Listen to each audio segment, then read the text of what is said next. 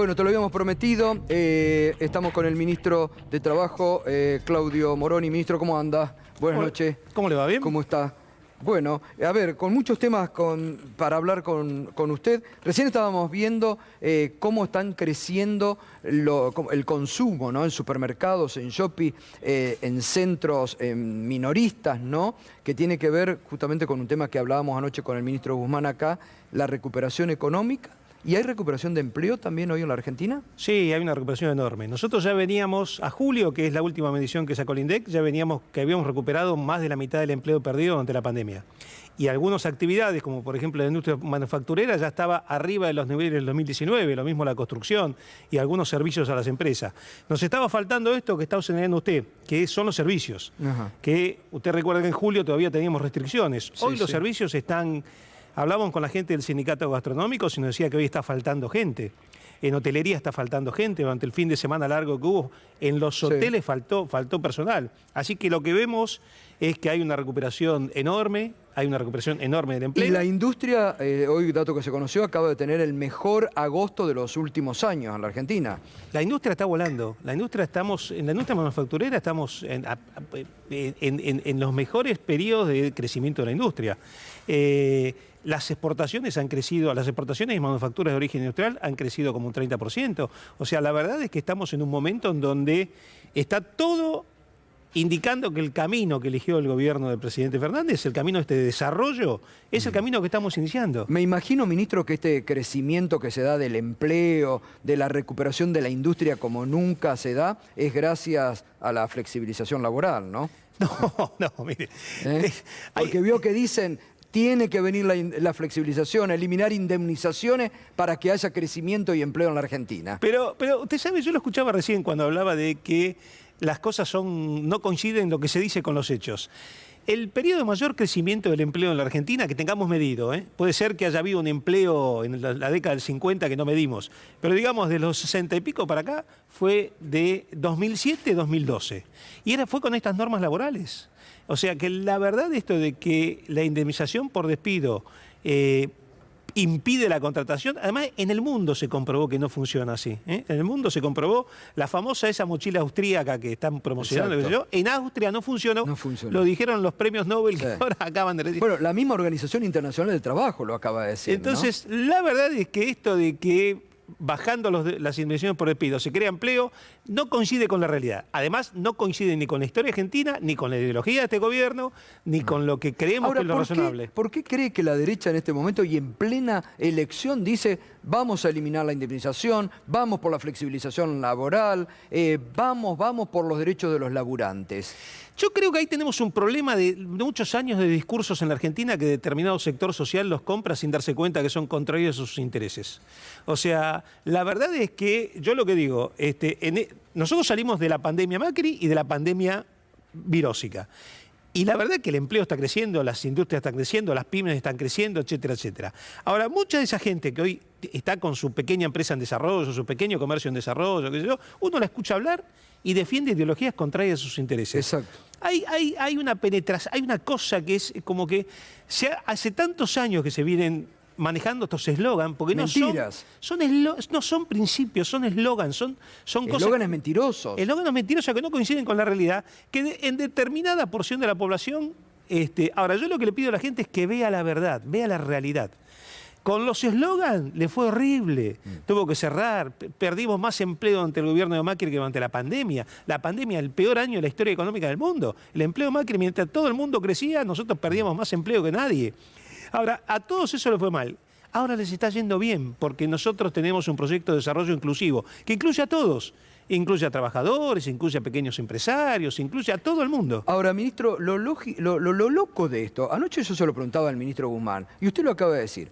Hoy tenemos estos datos, crecimiento del consumo en supermercados, en shoppings, en minimercados, en la mejor industria del mes de agosto de los últimos años.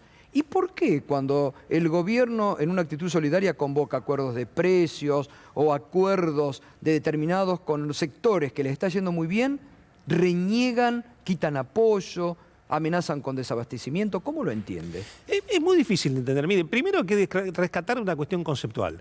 Cuando hay distorsiones en determinados sectores, la intervención del Estado no solo es conveniente, sino que es necesaria. O sea, nosotros tenemos distorsión en los precios, lo razonable, lo lógico que sucede en cualquier, que nadie lo discute en ninguna parte del mundo, es intervenir para que el Estado regule adecuadamente en función de la protección de la comunidad de los precios. O sea que no es solo una facultad del Estado, sino que es un deber en determinadas situaciones de intervenir para corregir las distorsiones. Ahora, ¿por qué lo hacen? A mí la verdad que alguien discuta, que diga, no, mirá, pues esto, lo otro, me parece que entra dentro de las reglas del juego. Ahora, una cosa es la discusión previa y otra cosa es el boicot. Con lo cual me parece que en eso hay que ser severo con el uso de las facultades del Estado. Creo que la capacidad de control ha sido bien y por los números que vamos viendo, la realidad es que los incumplimientos son bastante menores, de lo que parecen decir los diarios. Con lo cual hay una cuestión de, ¿realmente está todo el sector empresario en contra de esto o hay un sector empresario importante que lo está cumpliendo? Entonces yo quiero empezar a separar la paja del trigo. Me parece que eso es lo que tenemos que hacer. Y en el caso de que haya incumplimientos, utilizar toda la facultad del Estado, porque eso es un deber del Estado. Total. Juan. Ministro, ¿qué tal? Buenas noches. Una de las grandes premisas de este gobierno durante este año tiene que ver con, bueno, que los salarios le van a ganar a la inflación. Teniendo en cuenta la última escalada inflacionaria, cómo se revirtió la tendencia inflacionaria al alza, lamentablemente, en este último mes, y con la proyección de cara a lo que viene, ¿ratifica eso, que los salarios este año le ganan a la inflación? Y por otra parte, ¿qué pasa con aquellos que no están incluidos dentro de los acuerdos paritarios? Digo, obviamente los trabajadores informales, pero también aquellos que, por ejemplo, trabajan con monotributo, régimen freelance y demás, que cada vez son más. Bueno, hasta mientras lo teníamos, hasta el mes de julio, nosotros el salario real venía 2.5 arriba del mes de julio del año pasado. O sea, nosotros estimamos, primero, nosotros como pauta de política económica tenemos que los salarios deben crecer por encima de la inflación. El mecanismo vamos a seguir insistiendo que es el mismo, porque la verdad que la negociación colectiva paritaria ha demostrado funcionar.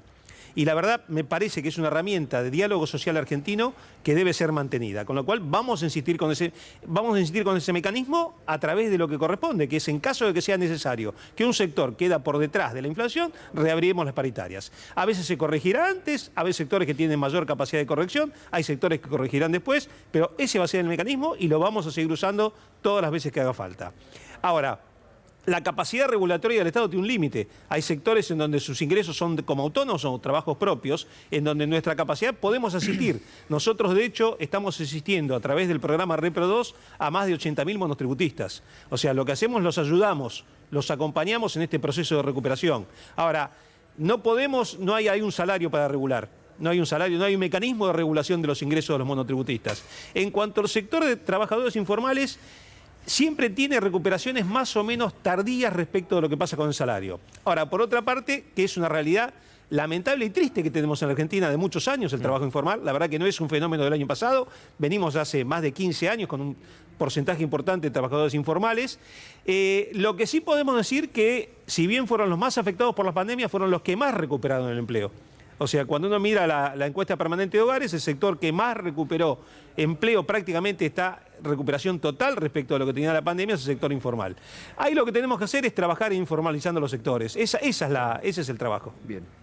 Ministro, hoy por hoy, ¿cuántos trabajadores quedan asistidos por el Estado con el Repro 2, las diferentes medidas? ¿Cuántos trabajadores hoy por la pandemia siguen asistidos o por la situación del desempleo en general?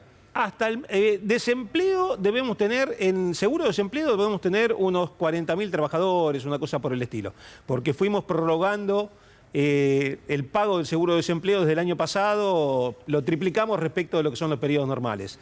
En lo que es asistencia a trabajadores que están todavía incluidos, pero con sectores que están complicados, el mes pasado llegamos a unos 400.000 trabajadores asalariados dependientes y unos 80.000 más o menos monotributistas de los sectores críticos. O sea, todavía la crisis está afectando a 400.000 trabajadores. Sí, porque la verdad es que hasta el mes pasado nosotros teníamos todavía, usted recuerde que todavía hubo restricciones.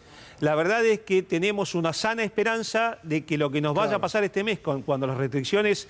Lo que fuimos viendo es que a la medida que las restricciones se fueron levantando, el empleo en estos sectores, gastronomía, hotelería, etcétera, que son la mayoría, agencias de viajes, son la mayoría de los que tenemos en esos 400.000, lo que vamos viendo que a medida que hay un aflojamiento de las restricciones, que ahora ya están liberadas, el empleo ahí se recupera, con lo cual estimamos que las asistencias van a ser menores. Ahora, el principio es lo que dijo el presidente. Mientras haya sectores que necesitan asistencia, la asistencia va a seguir. Ahora, está muy bueno esto que definieron la semana pasada también de ampliar el monotributo, ¿no? El proyecto que han enviado al Parlamento de monotributistas que van a dejar de percibir en algunas categorías. Eso está muy bien, eso es un proyecto que veníamos trabajando hace tiempo, la FIP trabajó muy bien, es hacer un monotributo como una primera entrada al esquema impositivo, de modo tal que la formalización sea una ayuda y no una barrera de acceso.